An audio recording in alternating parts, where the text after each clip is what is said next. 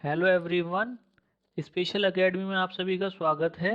हम राकेश यादव सर की मैथमेटिक्स की बुक से मेंसुरेशन के क्वेश्चंस को कर रहे हैं। ये इस सीरीज़ का पार्ट 5 है।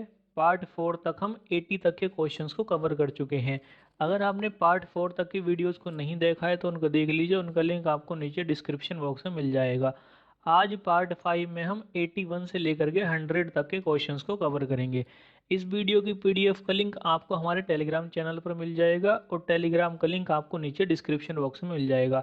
तो यदि आप इस लेक्चर की पीडीएफ डाउनलोड करना चाहते हैं तो आप उसे हमारे टेलीग्राम चैनल से डाउनलोड कर सकते हैं। तो चलिए अब स्टार्ट करते हैं आज के अपने क्वेश्चंस। Question number 81। किसी वर्ग के भीतर खींचे गए वृत्त का क्षेत्रफल 9 पाई सेंटीमीटर स्क्वायर है। वर्ग का क्षेत्रफल ज्ञात करें। यहाँ पर देखिए हमसे कहा गया है कि वर्ग के भीतर एक वृत्त खींचा गया है। अब हमें पता है कि अगर किसी वर्ग के अंदर वृत्त बनता है तो वर्ग की भुजा वृत्त के व्यास के बराबर होती है। अब हमें यहाँ पर दिया हुआ है वृत्त का क्षेत्रफल। तो हम क्या करते हैं, यहाँ से पहले वृत्त की त्रिज्या निकाल लेते हैं। देखिए वृत्त का क्षेत्रफल होता है पाई आर स्क्वायर, तो पाई आर स्क्वायर बराबर हो जाएगा 9 पाई के। यहाँ पर पाई से पाई कट जाएगा, आर स्क्वायर बराबर रह जाएगा 9। तो यहाँ से आर बराबर आ जाएगा 3। आर यानी कि त्रिज्या, तो यहाँ पर हमारे वृत्त की त्रिज्या आ गई 3। अब अगर वर्ग के अंदर वृत्त बन रहा है तो वर्ग की भुजा वृत्त के व्यास के बराबर होगी, यानी कि ए बराबर हो जाएगा 2r। तो यहाँ से वर्ग की भुजा आ जाएगी 6 सेंटीमीटर। हमसे पूछा है वर्ग का क्षेत्रफल, वर्ग का क्षेत्रफल हो जाएगा ए स्क्वायर, तो ए स्क्वायर बराबर हो जाएगा 36 सेंटीमीटर स्क्वायर। तो यहाँ पर सही हो जाएगा हमारा option number C. Question number 82। किसी त्रिभुज की भुजाएं 6 सेंटीमीटर, 8 सेंटीमीटर तथा 10 सेंटीमीटर हैं। उसके अंदर बन सकने वाले बड़े से बड़े वर्ग का क्षेत्रफल ज्ञात करें। यहाँ पर देखिए हम सबसे पहले क्या करते हैं, हमें जो ये त्रिभुज दिया हुआ है जिसकी भुजाएं हैं 6 सेंटीमीटर, 8 सेंटीमीटर तथा 10 सेंटीमीटर, इसके बारे में पता करते हैं कि ये किस प्रकार का त्रिभुज है। तो देखिए यहाँ पर जो हमारे त्रिभुज की भुजाएं हैं ये तीनों अलग अलग हैं। अलग अलग भुजाएं दो ही प्रकार के त्रिभुज में होती हैं, या तो वह विषमबाहु त्रिभुज में होती हैं या समकोण त्रिभुज में होती हैं। तो हम यहाँ पर एक बार ये चेक करते हैं कि ये हमारा समकोण त्रिभुज तो नहीं है। समकोण त्रिभुज में मैंने आपको दो बहुत ही ज्यादा यूज होने वाले ट्रिपलेट बताए थे, 3 4 5 और 5 12 13। तो ये जो पहला ट्रिपलेट है 3 4 5, हम क्या करते हैं इसको दो गुना करके देखते हैं। तो जब हम 3 का दो गुना करते हैं तो वो 6 होता है, 4 का दो गुना करते हैं तो 8 होता है और 5 का दो गुना करते हैं तो 10 होता है। तो यहाँ पर हमारी भुजाएं जो 3 4 5 का ट्रिपलेट है उसकी दो गुनी आ रही हैं। तो समकोण त्रिभुज में अगर कोई एक भुजा दोगुनी होती है तो उसकी बाकी दो भुजाएं भी दोगुनी हो जाती हैं। तो यहाँ पर जो ये 6 8 10 आ रही हैं ये हमारी एक समकोण त्रिभुज की भुजाएं हैं। तो यहाँ पर जो ये बड़े से बड़ा वर्ग बन रहा है ये एक समकोण त्रिभुज के अंदर बन रहा है। जब भी एक समकोण त्रिभुज के अंदर एक वर्ग बनता है तो हमसे वर्ग के बारे में तीन ही बातें पूछी जा सकती हैं। या तो हमसे वर्ग की भुजा पूछी जा सकती है, या हमसे वर्ग का विकर्ण पूछा जा सकता है, या हमसे वर्ग का क्षेत्रफल पूछा जा सकता है। अब देखिए ये तीनों बातें पता करने के लिए हमें वर्ग की भुजा का पता होना चाहिए कि वर्ग की भुजा कितनी है। तो हम क्या करते हैं, यहाँ पर वर्ग की भुजा निकालने का एक शॉर्टकट बना लेते हैं। यहाँ पर देखिए हम क्या करते हैं, पहले एक समकोण त्रिभुज बना लेते हैं। यहाँ पर हम एक समकोण त्रिभुज बना लेते हैं ए बी सी। अब ये जो समकोण त्रिभुज है हम इसका आधार लेते हैं BC और BC को मान लेते हैं A की बराबर, और हम इस समकोण त्रिभुज की ऊंचाई लेते हैं AB और इस AB ऊंचाई को हम ले लेते हैं B के बराबर। अब हम क्या करते हैं, इस समकोण त्रिभुज के अंदर एक वर्ग बना देते हैं। अब हम इस वर्ग का एक नाम रख देते हैं, तो यहाँ पर इस वर्ग का नाम हो जाएगा DEFB।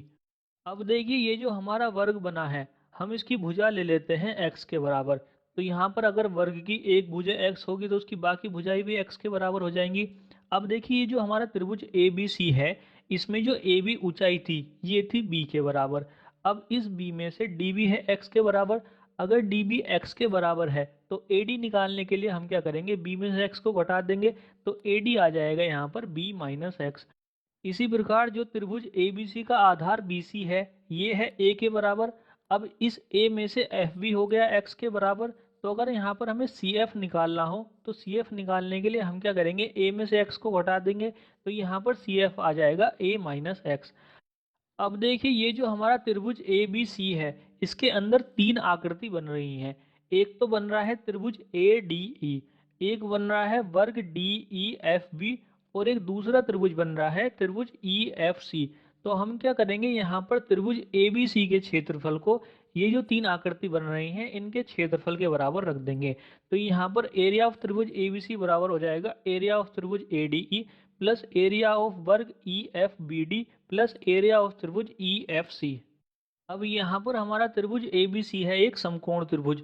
समकोण त्रिभुज का क्षेत्रफल होता है 1/2 आधार गुणा लंब। तो यहाँ पर त्रिभुज ABC का क्षेत्रफल हो जाएगा 1/2 A गुणा B। ये बराबर है त्रिभुज ADE। अब देखिए ये जो हमारा त्रिभुज ADE है ये भी हमारा एक समकोण त्रिभुज है। इसका जो कोण D है 90 अंश का है। तो इसका भी जो क्षेत्रफल होगा वो भी 1/2 आधार गुणा लंब हो जाएगा। तो यहाँ पर त्रिभुज ADE का क्षेत्रफल आ जाएगा 1/2 x गुणा b माइनस एक्स। यहाँ पर आधार x है और यहाँ पर लंब b माइनस एक्स हो जाएगा प्लस एरिया ऑफ वर्ग EFBD। अब यहाँ पर देखिए जो वर्ग बन रहा है इसकी भुजा है x। अगर भुजा x है तो यहाँ पर हमारे वर्ग का क्षेत्रफल x² हो जाएगा। तो यहाँ पर आ जाएगा प्लस x²। अब हमारे पास त्रिभुज रह गए त्रिभुज EFC। अब यहाँ पर ये जो हमारा त्रिभुज EFC है ये भी हमारा एक समकोण त्रिभुज है। तो यहाँ पर इसका क्षेत्रफल भी 1/2 आधार गुणा लंब हो जाएगा। तो यहाँ पर त्रिभुज EFC का क्षेत्रफल आ जाएगा 1/2 x गुणा a माइनस एक्स। अब देखिए इसके आगे हम क्या करते हैं, हम यहाँ पर जिस जिसकी गुणा कर सकते हैं हम उसकी यहाँ पर गुणा कर लेते हैं। तो देखिए यहाँ पर 1/2 ए भी बराबर हो जाएगा 1/2 x की गुणा हो जाएगी अंदर b माइनस एक्स में। तो ये आ जाएगा हमारे पास 1/2 bx minus 1/2 x² plus x² ऐसे ही रहेगा प्लस 1/2 x की गुणा हो जाएगी अंदर a माइनस एक्स में। तो ये आ जाएगा हमारे पास 1/2 x माइनस 1/2 x²। अब देखिए यहाँ पर आपको दो जगह माइनस के 1/2 x² दिखाई दे रहे होंगे। इन दोनों को मैंने यहाँ पर रेड बॉक्स में डाल दिया है। अब ये दोनों जुड़ करके माइनस के x² हो जाएंगे, आधा आधा जुड़ करके 1 हो जाएगा। तो ये दोनों जुड़ करके माइनस के x² हो जाएंगे। अब यहाँ पर हमारे पास ऑलरेडी एक प्लस का x² है जो आपको ग्रीन बॉक्स में दिखाई दे रहा होगा। तो ये तीनों आपस में कट करके 0 हो जाएंगे। अब यहाँ पर हमारे पास रह जाएगा माइनस के 1/2 bx प्लस 1/2 ax। यहाँ से हम क्या करेंगे 1/2 x को ले लेंगे कॉमन। तो यहाँ पर हमारे पास अगली लाइन में आ जाएगा 1/2 ab बराबर 1/2 x a प्लस b। अब यहाँ पर क्या होगा 1/2 से 1/2 कट जाएगा। यहाँ से हमारे पास रह जाएगा ab बराबर x a प्लस b। अब हम क्या करते हैं यहाँ से x की वैल्यू निकाल लेते हैं। तो यहाँ से x बराबर आ जाएगा ab बटे a प्लस बी। यहाँ पर x है हमारे वर्ग की भुजा। तो यहाँ पर हमारे वर्ग की भुजा आ गई a गुणा b बटे a प्लस बी। अब देखिए अगर हमें यहाँ से वर्ग का क्षेत्रफल निकालना हो तो वर्ग का क्षेत्रफल निकालने के लिए हम क्या करेंगे दोनों साइड का स्क्वायर कर देंगे। तो यहाँ पर x² बराबर हो जाएगा a गुणा b divide by a plus B का होल स्क्वायर। अब हम देखते हैं अपना क्वेश्चन। हमसे क्वेश्चन नंबर 82 में कहा गया है कि किसी त्रिभुज की भुजाएं 6 सेंटीमीटर 8 सेंटीमीटर तथा 10 सेंटीमीटर हैं। उसके अंदर बन सकने वाले बड़े से बड़े वर्ग का क्षेत्रफल ज्ञात करें। अब देखिए हमने यहाँ पर ये पता कर लिया था कि ये जो हमारा त्रिभुज बन रहा है ये हमारा एक समकोण त्रिभुज है। और समकोण त्रिभुज के बारे में हमें एक बात और पता है कि समकोण त्रिभुज में जो सबसे बड़ी भुजा होती है वो कर्ण होती है। तो यहाँ पर ये जो 10 सेंटीमीटर है ये हमारा कर्ण है। तो इसके अलावा जो दो भुजाएं रह गई 6 सेंटीमीटर और 8 सेंटीमीटर, इनमें से कोई एक आधार है और कोई एक ऊंचाई है। तो कौन सा आधार है और कौन सी ऊंचाई है हमें इससे कुछ नहीं लेना, क्योंकि हमें यहाँ पर दोनों की गुणा करनी है और दोनों को ही ऐड करना है। तो देखिए अब हम इस समकोण त्रिभुज में बनने वाले वर्ग का क्षेत्रफल निकालते हैं। तो देखिए अभी हमने पढ़ा है वर्ग का क्षेत्रफल होता है a गुणा B divide by a plus B का होल स्क्वायर। यहाँ पर a और b हमने ली थी आधार और ऊंचाई। यहाँ पर आधार और ऊंचाई है 6 और 8। तो यहाँ पर x² बराबर हो जाएगा 6 गुणा 8 डिवाइड बाई 6 प्लस 8। 6 प्लस 8 को जोड़ेंगे तो ये आ जाएगा हमारा 14। इनका कर देंगे होल स्क्वायर। यहाँ पर अब हम क्या करेंगे इन दोनों की दो दो बार गुणा कर लेंगे। तो यहाँ पर ये आ जाएगा हमारा 6 गुणा 8 गुणा 6 गुणा 8 डिवाइड बाई 14 गुणा 14। यहाँ से जब कैलकुलेट करेंगे तो हमारे पास एरिया निकल करके आ जाएगा 576 डिवाइड बाई 49। तो यहाँ पर सही हो जाएगा हमारा option number C. Question number 83, किसी समबाहु त्रिभुज की भुजा 8 सेंटीमीटर है। परिवृत्त तथा अंतःवृत्त के बीच क्षेत्रफल का अंतर ज्ञात करें। देखिए इस तरह का एक क्वेश्चन हमने अभी सॉल्व किया है क्वेश्चन नंबर 80। लेकिन जब हमने क्वेश्चन नंबर 80 सॉल्व किया था तो हमने वहाँ पर कोई भी शॉर्टकट यूज़ नहीं किया था।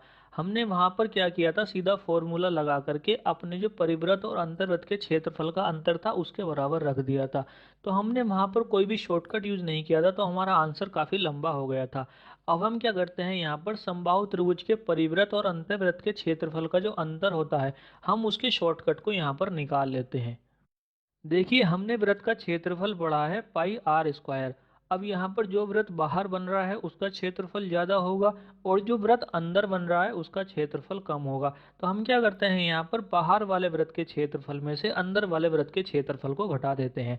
अब देखिए, जो समबाहु त्रिभुज के परिवृत्त यानी कि बाहर वृत्त बनता है उसकी त्रिज्या होती है a डिवाइड बाई √3, और जो अंदर वृत्त बनता है जिसको हम अंतः वृत्त बोलते हैं उसकी त्रिज्या होती है a डिवाइड बाई 2√3। तो यहाँ पर समबाहु त्रिभुज के परिवृत्त का क्षेत्रफल हो जाएगा पाई आर स्क्वायर, आर की जगह आ जाएगा a डिवाइड बाई √3, तो ये आ जाएगा हमारा पाई a डिवाइड बाई √3 का स्क्वायर। इसमें से माइनस करेंगे अंतःवृत्त का क्षेत्रफल, अंतःवृत्त का क्षेत्रफल भी पाई आर स्क्वायर हो जाएगा। यहाँ पर r की जगह आ जाएगा a डिवाइड बाई 2√3, तो ये हो जाएगा हमारा पाई a डिवाइड बाई 2√3 का स्क्वायर। इसको हम बराबर कर देंगे क्षेत्रफल के अंतर के। यहाँ से हम पाई ले लेंगे कॉमन, ये हो जाएगा हमारा a square divide by 3 minus a square divide by 12।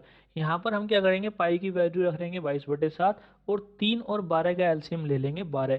3 और 12 का एलसीएम ले लेंगे तो ऊपर आ जाएगा हमारा 4a square minus a square.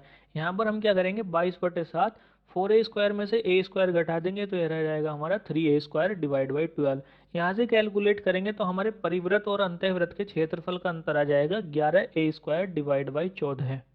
तो ये जो अब समबाहु त्रिभुज के परिवृत्त और अंतःवृत्त के क्षेत्रफल का अंतर आया है, अब आपको ये भी याद रखना है। अब देखिए, हम देखते हैं अपना क्वेश्चन। यहाँ पर हमें समबाहु त्रिभुज की भुजा दी हुई है 8 सेंटीमीटर और हमसे परिवृत्त और अंतःवृत्त के क्षेत्रफल का अंतर पूछा है। तो देखिए, अभी हमने पढ़ा है परिवृत्त और अंतःवृत्त के क्षेत्रफल का अंतर होता है 11a स्क्वायर डिवाइड बाई 14। यहाँ पर a होती है भुजा, तो यहाँ पर a की जगह आ जाएगा 8, तो यहाँ पर क्षेत्रफल का अंतर हो जाएगा 11 गुणा 8 डिवाइड बाई 14। यहाँ से कैलकुलेट करेंगे तो ये आ जाएगा हमारा 352/7। इसको जब हम सही बटे के रूप में लिखेंगे तो ये लिखा जाएगा 50 सही 2/7 सेंटीमीटर स्क्वायर। तो यहाँ पर सही हो जाएगा हमारा option number B. Question number 84, किसी अर्धवृत्त का परिमाप उसके क्षेत्रफल के बराबर है, व्यास की लंबाई ज्ञात करें। तो देखिए, सिंपल क्वेश्चन है। यहाँ पर हमें अर्धवृत्त का परिमाप उसके क्षेत्रफल के बराबर दिया है। अर्धवृत्त का परिमाप होता है 36/7 आर और अर्धवृत्त का क्षेत्रफल होता है पाई आर स्क्वायर बटे 2। तो यहाँ पर हम क्या करेंगे, 36/7 आर को बराबर कर देंगे पाई आर स्क्वायर बटे 2 के। अब देखिए, यहाँ पर हम क्या करते हैं, पाई की वैल्यू रख लेते हैं 22/7। तो यहाँ पर हमारी इक्वेशन आ जाएगी 36/7 आर बराबर 22/7 गुणा आर स्क्वायर बटे 2। यहाँ से कैलकुलेट करेंगे तो आर यानी कि त्रिज्या आ जाएगी 36/11। हमसे पूछिए व्यास की लंबाई, व्यास होता है त्रिज्या का 2 गुना, तो यहाँ से 2r बराबर हो जाएगा 72/11 के। इसको जब हम सही बटे के रूप में लिखेंगे तो ये लिखा जाएगा 6 सही 6/11 मीटर। तो यहाँ पर सही हो जाएगा हमारा option number C. Question number 85, किसी समकोण त्रिभुज का एक कोण दूसरे कोण का 2 गुना है, यदि कर्ण की लंबाई 10 सेंटीमीटर हो तब क्षेत्रफल ज्ञात करें। इस क्वेश्चन को देखिए, आप यहाँ पर थोड़ा ध्यान से समझिएगा क्योंकि इस क्वेश्चन में एक कॉन्सेप्ट त्रिकोणमिति का यूज होगा और त्रिकोणमिति अभी तक हमने पढ़ी नहीं है, तो इसलिए क्वेश्चन आपको थोड़ा ध्यान से समझना पड़ेगा। यहाँ पर देखिए, हम क्या करते हैं, एक त्रिभुज बना लेते हैं। तो यहाँ पर हम एक त्रिभुज बनाते हैं, त्रिभुज ABC। अब इसका जो कोण B है ये हमारा 90 डिग्री का हो जाएगा। तो हमारे पास त्रिभुज के दो कोण रह गए, कोण A और कोण C। अब हमसे क्वेश्चन में कहा गया है कि समकोण त्रिभुज का एक कोण दूसरे का 2 गुना है। अब देखिए, त्रिभुज के तीनों कोण होते हैं 180 अंश के। 180 अंश में से हमारा कोण भी 90 अंश का है, तो यहाँ पर A और C मिलकर के 90 अंश के होंगे। अब यहाँ पर एक कोण दूसरे का 2 गुना है, तो यहाँ पर अगर एक कोण दूसरे का 2 गुना है तो यहाँ पर एक ही कंडीशन बनती है कि यहाँ पर एक कोण 30 अंश का होगा तो दूसरा यहाँ पर 60 अंश का हो जाएगा और दोनों मिलकर के 90 अंश के हो जाएंगे। अब यहाँ पर हम क्या करते हैं, यहाँ पर आप कोण सी को 30 अंश का भी ले सकते हैं और 60 अंश का भी ले सकते हैं, इससे हमारे आंसर पर कोई फर्क नहीं पड़ेगा। तो यहाँ पर हम जो कोण सी है इसको ले लेते हैं 30 अंश का। अब यहाँ पर अगर हमारा कोण सी 30 अंश का है तो यहाँ पर हमारा कोण ये हो जाएगा 60 अंश का। अब देखिए, इसके आगे क्वेश्चन को सॉल्व करने के लिए अप्लाई होगी टिग्नोमेट्री। टिग्नोमेट्री में देखिए 3 चीज़ें होती हैं, एक होता है साइन, एक होता है कोस और एक होता है टेन। अब ये जो हमारा त्रिभुज है ए बी सी, आप इसमें या तो साइन 30 डिग्री लगा दीजिए या कोस 30 डिग्री लगा दीजिए या टेन 30 डिग्री लगा दीजिए, इससे हमारे आंसर पर कोई फर्क नहीं पड़ेगा। यहाँ पर हम लगा देते हैं टेन 30 डिग्री। अब देखिए टेन थीटा बराबर होता है लंब बटे आधार। अब टेन 30 डिग्री की वैल्यू होती है 1/√3, तो 1/√3 बराबर हो जाएगा लंब बटे आधार। यानी कि लंब अगर 1 होगा तो आधार √3 हो जाएगा। अब देखिए ये जो हमारा समकोण त्रिभुज ABC है, इसमें हमारे पास आधार और लंब आ चुका है। हम क्या करते हैं, यहाँ से कर्ण निकालते हैं। तो कर्ण बराबर होता है आधार का वर्ग प्लस लंब का वर्ग। आधार है हमारा √3, तो √3 का वर्ग हो जाएगा 3, और लंब है 1, 1 का वर्ग 1 हो जाएगा। 3 और 1 जुड़ करके 4 हो जाएंगे। 4 का जब हम वर्गमूल निकालेंगे तो वो आ जाएगा 2। तो यहाँ पर जो हमारा त्रिभुज ABC है, इसका जो कर्ण है वो आ जाएगा 2। तो देखिए यहाँ पर इस बात को याद रखिए, अगर हमारे समकोण त्रिभुज का थीटा 30 डिग्री है तो उसका जो आधार होता है वो √3 होता है, लंब 1 होता है और कर्ण 2 होता है। मान लीजिए यहाँ पर थीटा अगर 60 डिग्री हो जाता तो यहाँ पर जो इसका आधार और लंब है ये दोनों पलट जाते। यहाँ पर लंब √3 हो जाता और आधार 1 हो जाता। वहाँ पर जो हमारा कर्ण है वो हमारा 2 ही रहता। तो यहाँ पर आप इन स्टैंडर्ड वैल्यूज़ को याद रखिएगा। अब देखिए यहाँ पर हमारा कर्ण आ रहा है 2, और हमसे क्वेश्चन में कह रखा है कि हमारे कर्ण की लंबाई है 10 सेंटीमीटर। तो हम क्या करेंगे, यहाँ पर 2 की कंपेयर कर देंगे 10 से। तो यहाँ पर 10 2 का 5 गुना है, तो जो हमारे आधार और लंब आ रहे हैं हम इनका भी 5 गुना कर देंगे। तो यहाँ पर हमारा लंब हो जाएगा 5 और हमारा आधार हो जाएगा 5√3। अब देखिए हमारे पास समकोण त्रिभुज के आधार और लंब आ चुके हैं। हम क्या करेंगे, इसका क्षेत्रफल निकाल देंगे। क्षेत्रफल होता है 1/2 आधार गुणा लंब। तो यहाँ पर हमारा क्षेत्रफल हो जाएगा 1/2 गुणा 5 गुणा 5√3। यहाँ से जब कैलकुलेट करेंगे तो हमारा क्षेत्रफल आ जाएगा 25√3/2। तो यहाँ पर सही हो जाएगा हमारा option number A. Question number 86, किसी 8 सेंटीमीटर आधार वाले त्रिभुज तथा 8 सेंटीमीटर त्रिज्या वाले वृत्त का क्षेत्रफल समान है, शीर्ष लंब ज्ञात करें। तो देखिए सिंपल क्वेश्चन है। यहाँ पर हमें त्रिभुज और वृत्त के क्षेत्रफल समान दे रखे हैं, तो हम क्या करते हैं, उनको बराबर में रख देंगे। त्रिभुज का क्षेत्रफल होता है 1/2 आधार गुणा लंब। यहाँ पर हमें आधार दे रखा है 8 सेंटीमीटर, तो यहाँ पर हमारे त्रिभुज का क्षेत्रफल हो जाएगा 1/2 गुणा 8 गुणा ऊंचाई को हम ले लेंगे h। ये बराबर हो जाएगा वृत्त के क्षेत्रफल के। वृत्त का क्षेत्रफल होता है πr²। यहाँ पर हमें r यानी कि त्रिज्या दे रखी है 8 सेंटीमीटर, तो यहाँ पर वृत्त का क्षेत्रफल हो जाएगा पाई गुणा 8 गुणा 8। यहाँ से कैलकुलेट करेंगे तो h यानी कि शीर्षलंब आ जाएगा 16 पाई। तो यहाँ पर सही हो जाएगा हमारा option number C. Question number 87, तीन क्रमागत संख्याएं सेंटीमीटर में किसी समकोण त्रिभुज की भुजाएं हैं, उसका क्षेत्रफल सेंटीमीटर स्क्वायर में ज्ञात करें। देखिए मैंने आपको पहले ही बताया हुआ है कि जो 3 4 5 का ट्रिपलेट होता है, ये एकमात्र ऐसा ट्रिपलेट है जो लगातार होता है और समकोण त्रिभुज की भुजाओं को प्रदर्शित करता है। तो यहाँ पर हमारी तीन क्रमागत संख्याएं हो जाएंगी 3 4 5। अब देखिए यहाँ पर 5 सबसे बड़ी भुजा आ रही है, तो यहाँ पर 5 हो जाएगा कर्ण। तो यहाँ पर हमें कर्ण की जरूरत तो पड़ती नहीं है क्षेत्रफल निकालते समय, तो हम यहाँ पर 5 को हटा देंगे। अब हम निकालते हैं हमारे त्रिभुज का क्षेत्रफल। क्षेत्रफल हो जाएगा 1/2 आधार गुणा लंब। तो यहाँ पर आधार और लंब 3 और 4 में से कोई एक होगा, तो हमें तो यहाँ पर दोनों की ही गुणा करनी है। तो ये हो जाएगा यहाँ पर 1/2 गुणा 3 गुणा 4। यहाँ से हमारा क्षेत्रफल आ जाएगा 6 सेंटीमीटर स्क्वायर। तो यहाँ पर सही हो जाएगा हमारा option number D. Question number 88, समकोणीय समद्विबाहु त्रिभुज का विकर्ण 16√2 सेंटीमीटर है, क्षेत्रफल ज्ञात करें। तो देखिए हमने समकोण समद्विबाहु त्रिभुज का क्षेत्रफल पढ़ा था उसके विकर्ण के रूप में। समकोण समद्विबाहु त्रिभुज का क्षेत्रफल होता है कर्ण का स्क्वायर बटे 4। तो यहाँ पर हमें कर्ण दिया हुआ है 16√2, तो यहाँ पर कर्ण का स्क्वायर हो जाएगा 16 गुणा 16 गुणा 2, डिवाइड कर देंगे इसको 4 से, तो यहाँ से क्षेत्रफल आ जाएगा 128 सेंटीमीटर स्क्वायर। तो यहाँ पर सही हो जाएगा हमारा option number B. Question number 89, किसी 176 मीटर परिधि वाले वृत्ताकार पार्क के चारों ओर 7 मीटर चौड़ा रास्ता है, रास्ते का क्षेत्रफल है। यहाँ पर देखिए हमें वृत्त की परिधि दी हुई है 176 मीटर। जब भी देखिए हमें किसी वृत्त की परिधि मिलती है तो हम क्या करते हैं, उसको 44 के मल्टीपल में देखते हैं कि कहीं वो 44 के मल्टीपल में तो नहीं है। तो जब हम 44 को 4 से गुणा करते हैं तो हमें 176 मिल जाता है। तो यहाँ पर 44 का 4 गुना होता है 176 के बराबर। अब देखिए 44 परिधि कब होती है, हमारी 44 परिधि जब होती है जब हमारे वृत्त की त्रिज्या 7 होती है। तो यहाँ पर अगर वृत्त की त्रिज्या 7 है तो परिधि 44 हो जाएगी। अब यहाँ पर हमारी परिधि हो रही है 176, 44 की 4 गुना, तो यहाँ पर हमारी त्रिज्या भी 7 की 4 गुना हो जाएगी। तो हमारा जो ये वृत्ताकार पार्क है इसकी त्रिज्या हो जाएगी 28 मीटर। अब देखिए 28 मीटर का हमारा वृत्ताकार पार्क आ गया। आगे हमसे कहा गया है कि इसके बाहर 7 मीटर चौड़ा रास्ता है, तो जो इसके बाहर वाला वृत्त बनेगा उसकी त्रिज्या हो जाएगी 28 प्लस 7। 28 और 7 को जोड़ेंगे तो हमारे बाहर वाले वृत्त की त्रिज्या आ जाएगी 35 मीटर। अब हम निकालते हैं रास्ते का क्षेत्रफल। रास्ते का क्षेत्रफल निकालने के लिए हम क्या करेंगे, बाहर वाले वृत्त में से अंदर वाले वृत्त को घटा देंगे। बाहर वाले वृत्त की त्रिज्या आई है 35 और अंदर वाले वृत्त की त्रिज्या है 28। तो यहाँ पर रास्ते का क्षेत्रफल हो जाएगा पाई गुणा 35 का स्क्वायर माइनस पाई गुणा 28 का स्क्वायर। यहाँ से पाई ले लेंगे कॉमन और पाई की वैल्यू रख देंगे 22/7। 35 का स्क्वायर हो जाएगा 1225 माइनस 28 का स्क्वायर हो जाएगा 784। यहाँ से जब कैलकुलेट करेंगे तो रास्ते का क्षेत्रफल आ जाएगा 1386 मीटर स्क्वायर। तो यहाँ पर सही हो जाएगा हमारा ऑप्शन नंबर ए।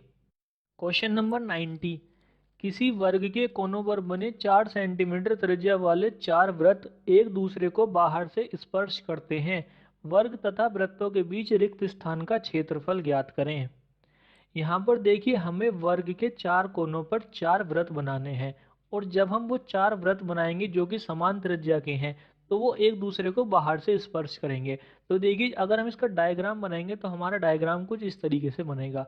तो देखिए जब हमारा डायग्राम कुछ इस तरीके से बनता है तो इनके द्वारा जो घिरा क्षेत्रफल होता है जिसको हम परिबद्ध भाग का क्षेत्रफल बोलते हैं, जिसको यहाँ पर रिक्त स्थान का क्षेत्रफल बोला गया है, हमने उसका फॉर्मूला पढ़ा है 6/7 आर स्क्वायर। यहाँ पर आप इसके सारे फॉर्मूले यहाँ पर देख सकते हैं। तो यहाँ पर परिबद्ध भाग का क्षेत्रफल होता है 6/7 आर स्क्वायर।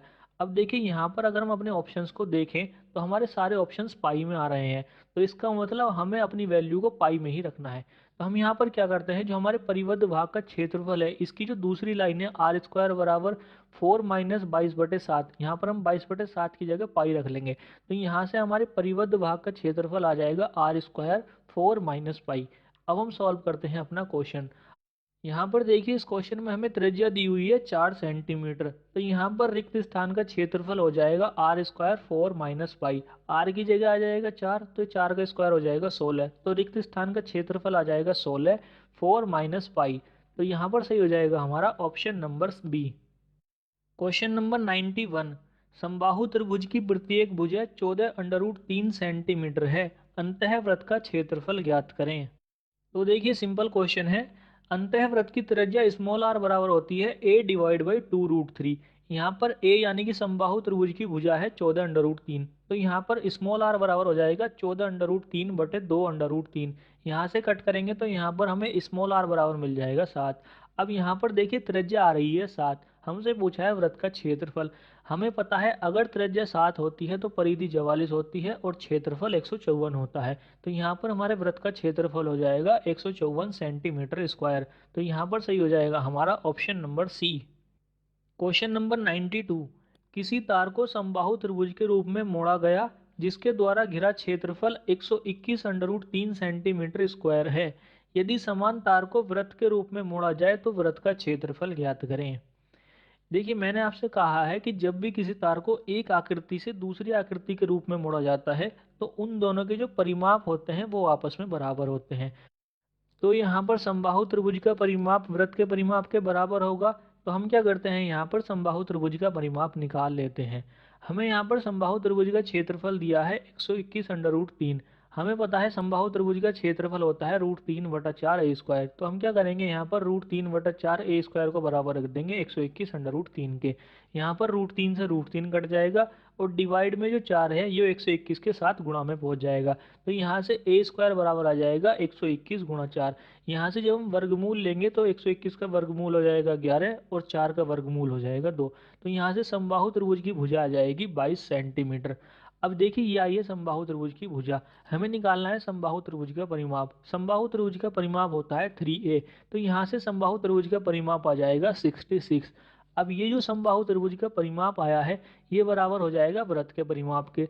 वृत्त का परिमाप होता है 2 पाई r, पाई की जगह हम रख देंगे 22/7, तो 2 गुणा 22/7 गुणा r बराबर हो जाएगा 66 के। यहाँ से r बराबर आ जाएगा 21/2 सेंटीमीटर स्क्वायर। अब हम निकालते हैं वृत्त का क्षेत्रफल। वृत्त का क्षेत्रफल होता है पाई r स्क्वायर। पाई की जगह 22/7 और r की जगह 21/2, तो ये आ जाएगा हमारा 22/7 गुणा 21/2 गुणा 21/2। यहाँ से कैलकुलेट करेंगे तो वृत्त का क्षेत्रफल आ जाएगा 346.5 सेंटीमीटर स्क्वायर। तो यहाँ पर सही है हमारा option number C. Question number 93। किसी त्रिभुजनुमा क्षेत्र की भुजाएं 26 मीटर, 28 मीटर तथा 30 मीटर हैं। प्रत्येक शीर्ष पर 7 मीटर लंबी रस्सी द्वारा गायों को बांधा गया।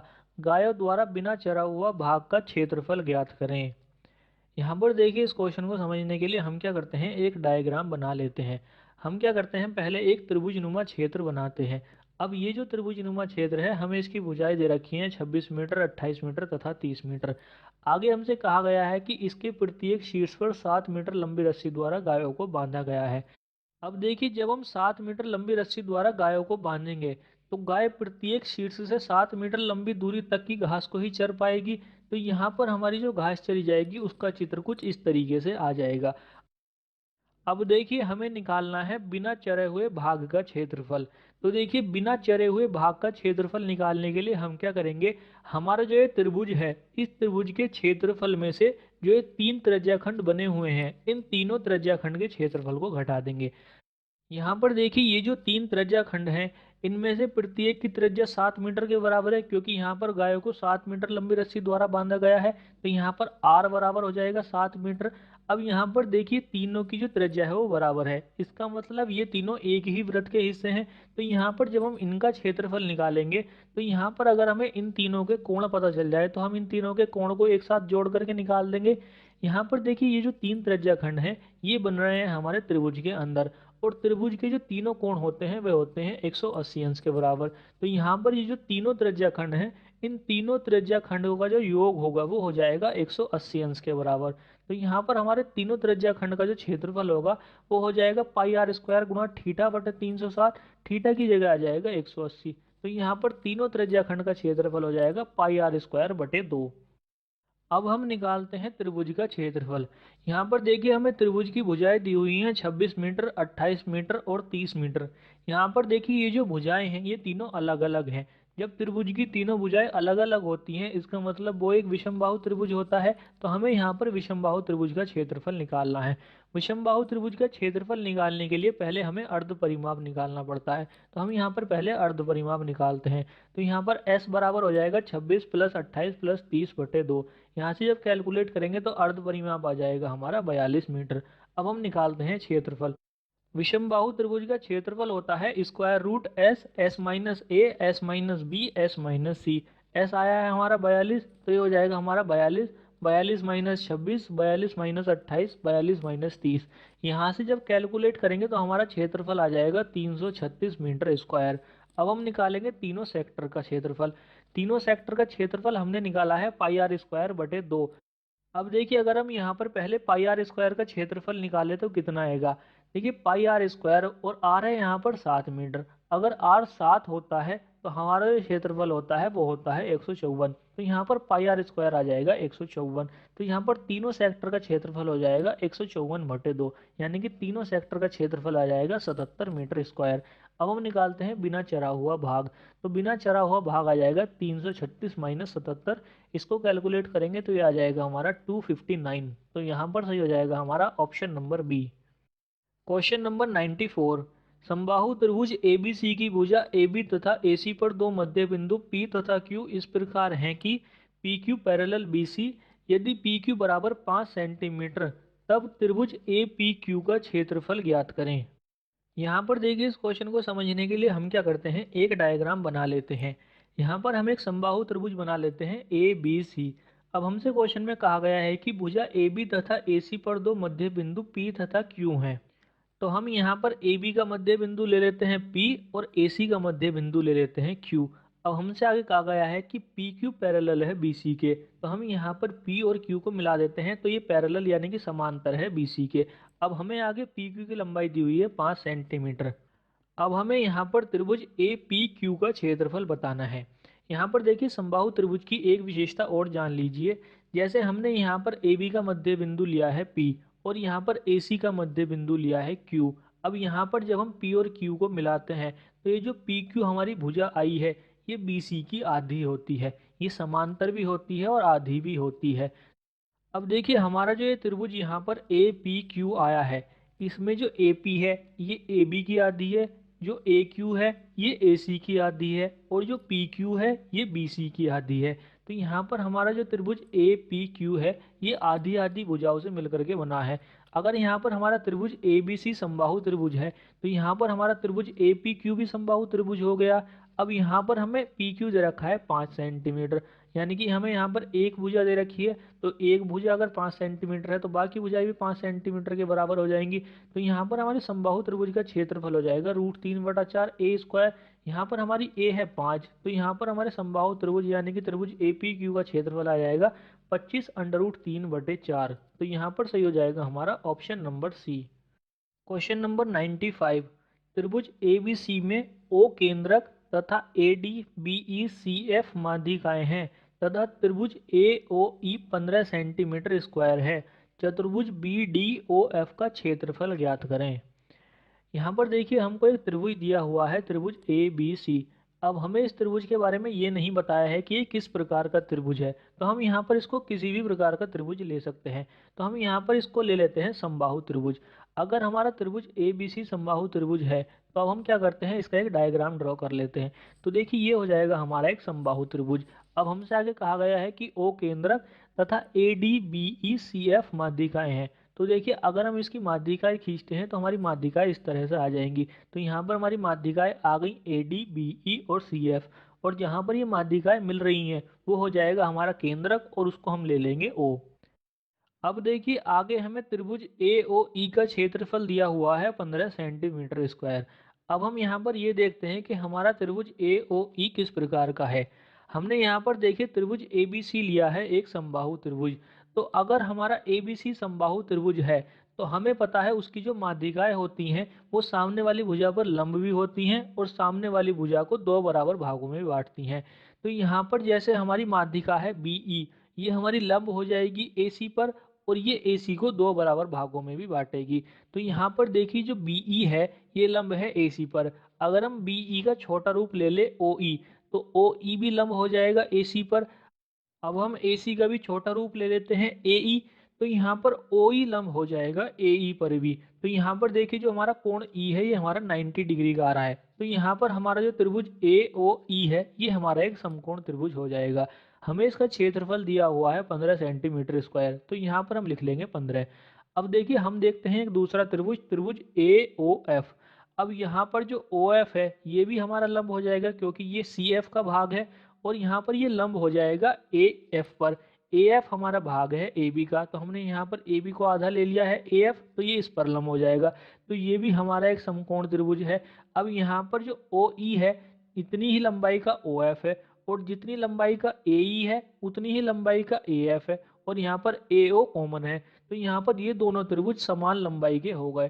तो यहाँ पर इन दोनों का क्षेत्रफल भी बराबर हो जाएगा। तो यहाँ पर त्रिभुज ए ओ एफ का क्षेत्रफल भी हो जाएगा 15। इसी प्रकार से हम बाकी की जो चार त्रिभुज हैं उनका क्षेत्रफल निकालेंगे तो उन सभी का क्षेत्रफल भी बराबर आ जाएगा। तो उन सभी के क्षेत्रफल में भी हम लिख लेते हैं 15। अब हमसे क्वेश्चन में पूछा है चतुर्भुज बी डी ओ एफ का क्षेत्रफल। तो देखिए अगर हम चतुर्भुज बी डी ओ एफ देखें तो यहाँ पर हमारा बी डी ओ एफ दो त्रिभुजों से मिलकर के बन रहा है। यहाँ पर हमारे दो त्रिभुज हैं, त्रिभुज बी डी ओ और दूसरा त्रिभुज है त्रिभुज बी ओ एफ। अगर हम इन दोनों का क्षेत्रफल देखें तो इन दोनों त्रिभुज का क्षेत्रफल 15 और 15 आ रहा है। तो हमारा जो चतुर्भुज है उसका क्षेत्रफल हो जाएगा 30 सेंटीमीटर स्क्वायर। तो यहाँ पर सही हो जाएगा हमारा option number B. Question number 96, त्रिभुज ए बी सी के आधार बी सी के समांतर रेखा ए बी तथा ए सी को क्रम से बिंदु डी तथा ई पर प्रतिच्छेदित करती है। यदि त्रिभुज ए बी ई का क्षेत्रफल 36 सेंटीमीटर स्क्वायर हो तब त्रिभुज ए सी डी का क्षेत्रफल ज्ञात करें। यहाँ पर देखिए इस क्वेश्चन को समझने के लिए भी हमें एक डायग्राम बनाना पड़ेगा। यहाँ पर जो हमें त्रिभुज दिया हुआ है त्रिभुज ए बी सी, हमें इसके बारे में ये नहीं बताया है कि ये किस प्रकार का है, तो हम इसको भी एक समबाहु त्रिभुज ले लेंगे। अब देखिए ये हमारा यहाँ पर एक समबाहु त्रिभुज आ गया, त्रिभुज ए बी सी। अब हमसे आगे कहा गया है कि इसके आधार BC के समांतर AB तथा AC को क्रम से बिंदु D तथा E पर प्रतिच्छेदित करती है। तो हमें क्या करना है, BC के समांतर एक रेखा खींचनी है। तो हम क्या करते हैं, यहाँ पर AB का मध्य बिंदु ले लेते हैं D और AC का मध्य बिंदु ले लेते हैं E। हम यहाँ पर कोई भी बिंदु ले सकते हैं, लेकिन हम यहाँ पर जानबूझ करके मध्य बिंदु ले रहे हैं, क्योंकि जब हम मध्य बिंदु को मिलाते हैं तो BC के समांतर ही जाएगी। तो हम यहाँ पर D और E को मिला देते हैं। अब हमसे आगे कहा गया है कि त्रिभुज ABE का क्षेत्रफल 36 सेंटीमीटर स्क्वायर है। तो हमें यहाँ पर B और E को भी मिलाना पड़ेगा। तो जब हम B और E को मिलाते हैं तो हमारा कुछ इस तरह का डायग्राम आ जाता है। अब हम यहाँ पर क्या करते हैं, थोड़ी देर के लिए यहाँ से DE को हटा लेते हैं। तो जब हम DE को हटाते हैं तो हमारा यहाँ पर ये एक त्रिभुज आ रहा है, त्रिभुज ABE। अब देखिए हमसे पूछा है त्रिभुज ACD। तो जब हम यहाँ पर त्रिभुज ACD बनाते हैं तो हमारा ये इस तरह का आता है। यहाँ पर भी देखिए अगर हम DE को हटाएं तो हमारा कुछ इस तरह का डायग्राम आ जाएगा। तो देखिए जब हमारा पहला डायग्राम आ रहा था तो वो इस तरीके का आ रहा था, और ये अब डायग्राम आ रहा है ये इस तरीके का आ रहा है। यहाँ पर हमने क्या किया, पहले हमने BE को मिलाया हुआ था और अब हमने DE को मिलाया हुआ है। यहाँ पर ये दोनों भुजाएं समान ही होंगी, क्योंकि यहाँ पर मध्य बिंदु को ही मिलाया जा रहा है। तो इसका मतलब जो त्रिभुज ABE का क्षेत्रफल है वही त्रिभुज ADC का भी क्षेत्रफल हो जाएगा।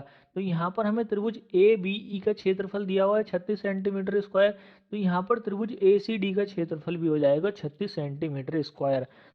अब देखिए यहाँ पर अगर हम अपने ऑप्शंस को देखें तो हमारा ऑप्शन बी है 36 स्क्वायर सेंटीमीटर और ऑप्शन डी है 36 सेंटीमीटर। तो यहाँ पर हमें यूनिट भी याद रखनी है कि क्षेत्रफल की जो मात्रक होता है वो क्या होता है। तो क्षेत्रफल का मात्रक होता है वर्ग सेंटीमीटर, अगर मीटर है तो वर्ग मीटर, तो वर्ग जरूर आता है। तो यहाँ पर जो हमारा सही हो जाएगा वो हो जाएगा option number B, 36 square centimetre. Question number 97, किसी समद्विबाहु त्रिभुज की दो भुजाएं 15 सेंटीमीटर तथा 22 सेंटीमीटर हैं, परिमाप के संभव मान ज्ञात करें। तो देखिए बहुत ही सिंपल क्वेश्चन है। यहाँ पर हमें जो त्रिभुज दिया हुआ है वो दिया हुआ है समद्विबाहु त्रिभुज। समद्विबाहु त्रिभुज की दो भुजाएं समान माप की होती हैं। तो हम यहाँ पर क्या करेंगे, एक बार 15 सेंटीमीटर को समान माप की ले लेंगे और एक बार 22 सेंटीमीटर वाली को समान माप की ले लेंगे। देखिए जब हम 15 सेंटीमीटर वाली को समान माप की लेंगे तो क्या होगा, तो यहाँ पर हमारा परिमाप हो जाएगा 15 + 15 + 22। इसको जोड़ेंगे तो हमारा परिमाप आ जाएगा 52 सेंटीमीटर। अब हम देखते हैं दूसरा परिमाप। दूसरे परिमाप में हम समान भुजाएं लेंगे 22 सेंटीमीटर के बराबर। तो इस बार हमारा परिमाप हो जाएगा 22 + 22 + 15। तो ये आ जाएगा हमारा 59। तो यहाँ पर सही हो जाएगा हमारा ऑप्शन नंबर ए, या तो ये 52 के बराबर होंगी या ये 59 के बराबर होगा। क्वेश्चन नंबर 98, एक पहिया 440 मीटर चलने में 1000 चक्कर पूरे करता है, पहिए का व्यास है। तो देखिए ये भी सिंपल क्वेश्चन है। जब भी देखिए कोई पहिया चक्कर लगाता है तो कुल चक्कर बराबर होते हैं कुल दूरी डिवाइड बाई एक चक्कर में चली गई दूरी। अब देखिए एक चक्कर में उतनी ही दूरी चली जाती है जितनी पहिए की परिधि होती है, और पहिए की परिधि होती है 2πr। तो यहाँ पर डिवाइड कर देंगे इसको 2πr से। चक्कर लग रहे हैं 1000, तो 1000 बराबर हो जाएगा कुल दूरी चली जा रही है 440 मीटर, डिवाइड में 2πr। दो की जगह दो ही रहेगा, पाई की जगह आ जाएगा 22/7 और आर की जगह आर ही रहेगा। यहाँ से कैलकुलेट करेंगे तो आर बराबर आ जाएगा 7/100। हमसे पूछा है पहिए का व्यास, पहिए का व्यास होता है त्रिज्या का 2 गुना। तो 2r बराबर हो जाएगा 14/100, ये बराबर हो जाएगा 0.14 मीटर के। तो यहाँ पर सही हो जाएगा हमारा ऑप्शन नंबर बी।